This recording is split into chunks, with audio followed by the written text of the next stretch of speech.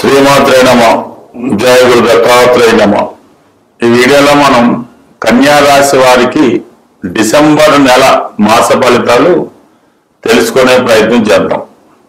ప్రధాన గ్రహాలు మార్పు కన్యా రాశి వారికి చాలా అనుకూలంగా మారడం జరుగుతుంది. ప్రధానంగా గురుగ్రహం ఈ నెల డిసెంబర్ 5 వరకు 11వ స్థానంలో ఉన్నటువంటి గురుగ్రహం మీరు ముఖ్యంగా కొన్ని ప్రధానమైనటువంటి కార్యక్రమాలు ఈ నెల మొదటి వారంలో పూర్తి చేసుకుంటే అవి మీకు అనుకూలంగా మారడం జరుగుతుంది. అంటే ముందుగా ఒకటేంటంటే చతుర్థ భావానికి సంబంధించింది మీరు ఏదైనా గృహం కొనుక్కోవాలన్నా తల్లిగారి దగ్గర నుంచి కానీ మీ సొంత ఊరు నుంచి ఏదైనా ఆశిస్తుంటే ఒక ధనం అవ్వచ్చు, ఒక స్థిరాస్తి అవ్వచ్చు, ఇతరుల ఆధీనంలో ఉన్నటువంటి మీ ఆస్తి అవ్వచ్చు, ఈ సమయంలో మీరు మీ స్వాధీనంలోకి రావడానికి చాలా అనుకూలమైనటువంటి స్థితి ఈ నెల మొదటి వారంలో. అలాగే సప్తమ భావానికి సంబంధించింది వివాహ ప్రయత్నాలు మీరు ఏదైనా వివాహాన్ని నిశ్చయించుకోవడం కానీ వివాహపరంగా ఉన్నటువంటి సమస్యలు పరిష్కరించుకోవడానికి కానీ భార్య లేదంటే భర్త నుంచి కానీ జీవిత భాగస్వామి నుంచి కానీ పార్ట్నర్స్ దగ్గర నుంచి కానీ మీకు ఏమైనా రావాల్సింది ఉంటే అది ఏవైనా సరే ఈ సమయంలో మీరు ప్రయత్నం చేయడం వల్ల మీకు రావాల్సింది రావడం జరుగుతుంది. అలాగే దైవ సంకల్పం ఉంటుంది. గురువు అనుగ్రహం ఉంటే గురువు మనకి అనుకూలమైన స్థానాల్లో ఉన్నప్పుడు దైవ బలం కూడా ఉంటుంది అన్నమాట. అందువలన మన కోరికలు ఏదైనా ఉంటే అవి నెరవేరుతూ ఉంటాయి. సో ఏదైనా ఇది ఈ రాశి వారికి మీ యొక్క ప్రయత్నాలు ఏవైనా ఉంటే మొదటి వారంలో పూర్తి చేసుకోవడం మంచిది. అంటే దాని తర్వాత కూడా ఇబ్బంది లేదు. దశమ స్థానంలోకి మారుతాడు గురువు వక్రగమనం వల్ల. ఇప్పుడు దశమంలోకి వచ్చినటువంటి గురువు మళ్ళా చతుర్థాన్ని చూస్తాడు కాబట్టి తల్లిగారితో ఉన్నటువంటి విభేదాలు పరిష్కారం అవుతాయి. స్థిరాస్తి సమస్యలు పరిష్కరించుకుంటారు. ముఖ్యంగా ఉద్యోగానికి సంబంధించిన ప్రయత్నాలు తప్పకుండా నెరవేరుతాయి. అంటే గతంలో మీరు ఏదైనా ఉద్యోగం ప్రయత్నం చేస్తూ అవి ఊగిసలాడుతూ దగ్గరికి వచ్చి ముసేవాళ్ళు కొంతమంది మనం ఉద్యోగ ప్రయత్నం చేసినప్పుడు చూద్దాం, నెక్స్ట్ వీక్ ఫోన్ చేయండి, మళ్ళీ నెక్స్ట్ వీక్ ఫోన్ చేయండి, ఈ విధంగా చెప్తూ ఉంటాం. ఇప్పుడు అది మీకు పూర్తిగా రావడం జరిగే అవకాశాలు ఎక్కువగా ఉన్నాయి. అంటే ఏదైనా ఫైనల్ అయిపోతుంది, వస్తుందా రాదా మనం ఇంకో ట్రై చేసుకోవచ్చు. ఎందుకంటే దానికి శని భగవానుడు కూడా గత కొంతకాలంగా వక్రగమనంలో ఉంటూ నవంబర్ చివరి వారంలో రుజుమార్గంలోకి రావడం, డిసెంబర్ 5 గురువు దశమంలో రావడం, అంటే సప్తమ భావం కూడా దశమాతి దశమంగా ఉద్యోగానికి ప్రధానంగా ఎక్కువ అవకాశాలు ఉంటాయి. కాబట్టి రెండు శుభగ్రహాలు మీకు 7-10 స్థానాల్లో ఉండడం వల్ల మేజర్ గ్రహాలు కంపల్సరిగా ఉద్యోగ పరంగా మీకు అనుకూలత ఏర్పడుతుంది, వివాహ పరంగా కూడా అనుకూలత ఉంటుంది. ఇక మిగతా గ్రహాలు చూసినప్పుడు రాస్యాధిపతిగా ఉన్నటువంటి బుధుడు అటు రాస్యాధిపతిగా దశమాధిపతిగా ఈ డిసెంబర్ 6వ తారీఖున వృశ్చిక రాశిలోకి ప్రవేశిస్తారు. అంటే వక్రగమనంలో ఉండడం వల్ల ఏంటంటే ప్రస్తుతం వృశ్చిక రాశి వారికి వృశ్చిక రాశిలో ప్రవేశించినటువంటి గురువు 3వ స్థానం అవడం వల్ల ఉద్యోగంలో మార్పు అన్నది చాలా తప్పనిసరిగా ఈ రాశి వారికి చెప్తూ ఉంటాం. అంటే బుధుడు వక్రగమనం పొందడం, దశమాధిపతి వక్రించినప్పుడల్లా ఎస్పెషల్లీ కన్యా రాశి వారికి బుధుడు ఒక సంవత్సరంలో 3 సార్లు ఏదో సమయంలో వర్తిస్తూ ఉంటాడు. ఈ వర్తించినప్పుడల్లా ఈ కన్యా రాశి వారికి ఉద్యోగపరమైన ఇబ్బందులు ఎదురవుతూ ఉంటాయి. మళ్ళీ ఇప్పుడు బుధుడు మీకు 3వ స్థానంలోకి వస్తూ అక్కడ ఉన్నటువంటి వ్యయాధిపతిగా ఉన్నటువంటి రవితో కలిసి అలాగే కుజుడితో కలియడం వల్ల కంప్లీట్ గా ఉద్యోగంలో తప్పనిసరిగా కొన్ని మార్పులు మీరు ఎదుర్కోవాల్సి ఉంటుంది. ఏదో ఒక పోటీ మీకు వృత్తిరీత్యా ఏర్పడడం వల్ల చాలా వరకు అంటే ఫైనల్ గా సక్సెస్ మీకు వస్తుంది, అధికారులు సహకరిస్తారు. అయినప్పుడు కూడా ఏదైనా వృత్తిపరంగా ఇబ్బందులు రావడం వల్ల మీరు టెంపరీగా ఉద్యోగం మానివేయడం కానీ వేరే దానికి మారడం కానీ జరుగుతూ ఉంటుంది. ప్రభుత్వ ఉద్యోగం లాంటి వాళ్ళైతే కంపల్సరీగా మరి కొంతకాలం పాటు స్ట్రగుల్ పడవలసి ఉంటుంది. అయితే ఇదంతా కూడా కొద్ది రోజులు మాత్రమే ఉంటుంది. రవి మనకి ఈ డిసెంబర్ 15-16 తారీఖుల్లో చతుర్థ స్థానంలోకి వెళ్తాడు. వ్యయాధిపతిగా చతుర్థంలోకి వచ్చినప్పుడు మనం ఏదైనా ఇల్లు మారడం కానీ ఏదైనా ఊరు మారడం కానీ ట్రాన్స్ఫర్ కానీ వచ్చే అవకాశం ఉంది. కొంతమంది ఏంటంటే స్థిరాస్తి కొనడం కూడా పెట్టుబడి పెట్టడం, స్థిరాస్తి మీద పెట్టుబడి పెట్టడం, తల్లిదండ్రుల ఆరోగ్యం కొరకు శ్రద్ధ తీసుకోవడం ఇలాంటివి కూడా మీకు డిసెంబర్ 16 తర్వాత జరుగుతాయి.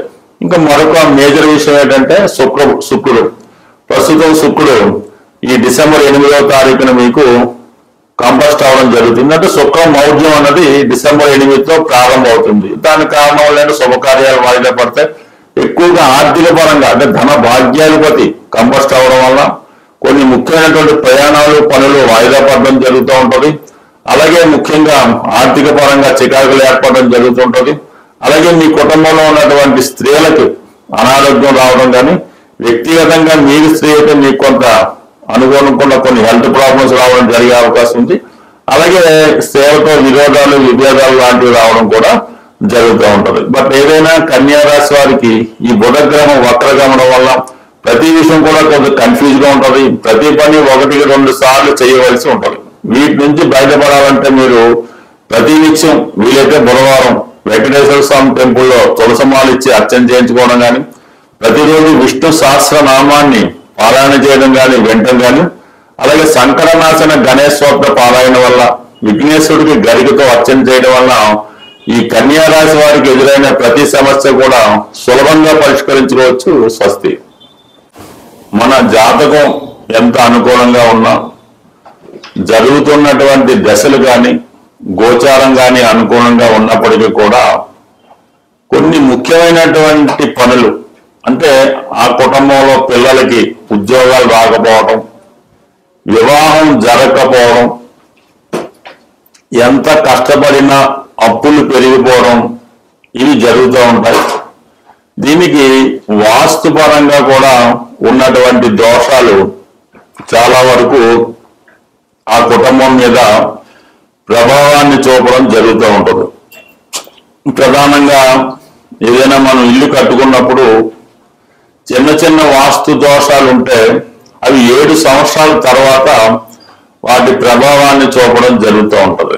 మేజర్ దోషాలు లాంటి ఏదైనా నైరుతి దోషాలు అలాంటివి ఉంటే ఇల్లు కట్టిన 6 నెలల తర్వాతే వాటి ప్రభావాన్ని చూపడం జరుగుతూ ఉంటుంది. సో ఏదైనా మనకి ఈ దీర్ఘకాలిక సమస్యలు పరిష్కారం అవడం లేదనుకున్నప్పుడు కంప్లీట్ గా వాస్తుపరంగా ఉన్నటువంటి దోషాలు కూడా సరి చేసుకుంటే ఈ ప్రధానమైనటువంటి సమస్యలు పరిష్కారం అవుతుంటాయి. ముఖ్యంగా సాధారణంగా చిన్న సమస్యగానే కనబడుతుంటది ఈ గృహంలో వాయువ్య దోషం ఉండడం వల్ల. అంటే వాయువు మూసి ఉండడం, వాయువులో టాయిలెట్లు, వాయువులో బరువులు పెట్టడం, ఇవి పెట్టడం వల్ల ఎవరైతే వ్యాపార పరంగా చేస్తున్నారో వాళ్ళ వ్యాపారం నెమ్మదిగా దివాలా తీయడం, అప్పులు పెరిగిపోవడం, ఎవరినైతే నమ్మి మీరు మీ వ్యాపారంలో మీ చేదోడు వాదోడుగా ఉంటారని పెట్టుకుంటారో అది తమ్ముడు అవచ్చు, బామ్మర్ది అవ్వచ్చు, ఇంకోవచ్చు, వాడు నెమ్మదిగా వాడి చేతి వాటాన్ని ప్రదర్శించి మరి మీ యొక్క వ్యాపారంలో ధనాన్ని మళ్లించడం కానీ, ఈ విధంగా వాడు బాగుపడుతూ మిమ్మల్ని నాశనం చేయడం కూడా జరుగుతూ ఉంటది. ఇదంతటికీ కూడా వాయువ్య దోషం కారణమవుతూ ఉంటది. అలాగే ఉద్యోగస్తులు కూడా చాలా వరకు లంచాలు తీసుకొని పట్టుబడటం, జైలు పాలవడం కూడా ఈ వాయువ్య దోషం వల్ల అవకాశం ఉంటుంది. చాలా వరకు ఆ కుటుంబంలో మనసు స్థిమితం లేని మానసిక వికలాంగులు కానీ, అలాగే ఇంటి మీద శ్రద్ధ లేకుండా గాలికి తిరుగుతున్నట్టు ఉన్నా అది వాయువు దోషంగానే భావించి ఈ వాయువ్య దోషాన్ని సరి చేసుకోవడం వల్ల అటు వ్యాపారం పుంజుకుంటుంది. కుటుంబంలో ఏ పని పాట లేకుండా ఉన్నవాళ్ళు పని మీద శ్రద్ధ తెచ్చుకుంటారు. అలాగే కొద్దిగా మెంటల్ ఇంబ్యాలెన్స్ ఉన్నవాళ్ళు కూడా వారి సామర్థ్యాన్ని పెంచుకొని బాగుపడే అవకాశం ఉంది. కాబట్టి ఎంతో ఖర్చు అవుతుంది. కానీ ఒక్కసారి ఇటువంటి ప్రధాన సమస్యలు ఉన్నప్పుడు మంచి వాస్తు సిద్ధాంతం చూపించి వాస్తు సరి చేసుకోవడం మంచిది. లేదు అది వాస్తు సరి అవ్వదు, అది నేచురల్ గా ఏర్పడింది అన్నప్పుడు వేరే ఇంట్లోకి మారడం వల్ల కూడా మీరు దీని నుంచి బయటపడవచ్చు. అయితే వాస్తు ప్రభావం అనేది ఇమీడియట్ గా మాత్రం చూపించదు, నెమ్మదిగా దాని ప్రభావాన్ని చూపిస్తుంది. బట్ ఏదైనా మాత్రం ఫలితం మాత్రం పక్కాగా మంచిగా వచ్చే అవకాశం ఉంటుంది. అందువల్ల ఎంత గోచారం బాగున్నా జాతకం బాగున్నా వ్యాపార పరంగా నష్టాలు నిరుద్యోగ సమస్యలు ఉంటే కంపల్సరిగా ఈ వాయువు దోష ప్రభావం అక్కడ ఉందనే చెప్పొచ్చు. ఏ కుటుంబంలో అంటే ఏ గృహంలో వాయువు దోషం ఉంటుందో అక్కడ ఆగ్నేయ దోషం ఉంటుంది. ఈ ఆగ్నేయ దోషం వల్ల ఏంటంటే స్త్రీలు ఎక్కువగా చెప్పిన మాట వినకపోవడం, అమ్మాయిలకి పెళ్లిళ్ళు అవ్వకపోవడం, భర్తకి వ్యసనాలు ఇవన్నీ జరిగే అవకాశం ఉంది కాబట్టి ఎక్కువగా వాస్తుని కూడా సరి చేసుకుంటే జీవితం కూడా సెటిల్ అయ్యే అవకాశం ఉంటుంది. బట్ చిన్న చిన్నగా వాస్తుకి అయితే పెద్దగా ఏం పరిహారాలు ఉండవు, పరిహారం అయినా పెద్దగా పనిచేయదు. దానికి శాశ్వతంగా ఆ వాస్తు సమస్య సరి చేసుకుంటేనే వాస్తు సరి అవుతుంది. మనం నివసిస్తున్నటువంటి గృహం సరైనటువంటి వాస్తు విలువలతో ఉండి నియమాలు పాటిస్తూ ప్రతిరోజు పూజ పునస్కారాలు చేసుకుంటే మన జాతకం కూడా మంచిగా తన ప్రభావాన్ని చూపించే అవకాశం ఉంది. బట్ ఏదైనా ఇల్లు ముఖ్యం, వాస్తు ముఖ్యం, ఇల్లాలు ముఖ్యం, అలాగే మన అదృష్టం కూడా ముఖ్యం. బట్ ఏదైనా మన ప్రయత్నం బట్టి ఫలితం సాధించవచ్చు. ఏదైనా నమ్మిన వాడికి నమ్మనంత, నమ్మకపోయిన వాడికి ఏ ఇబ్బంది ఉండదు. బట్ ఏదైనా జీవితంలో బాగుపడాలి అనుకున్న వాళ్ళు దీన్ని ఒక్కసారి సరి చేసుకుంటే 100% మీ జీవితాల్లో మార్పు అన్నది తప్పక వస్తుంది. స్వస్తి.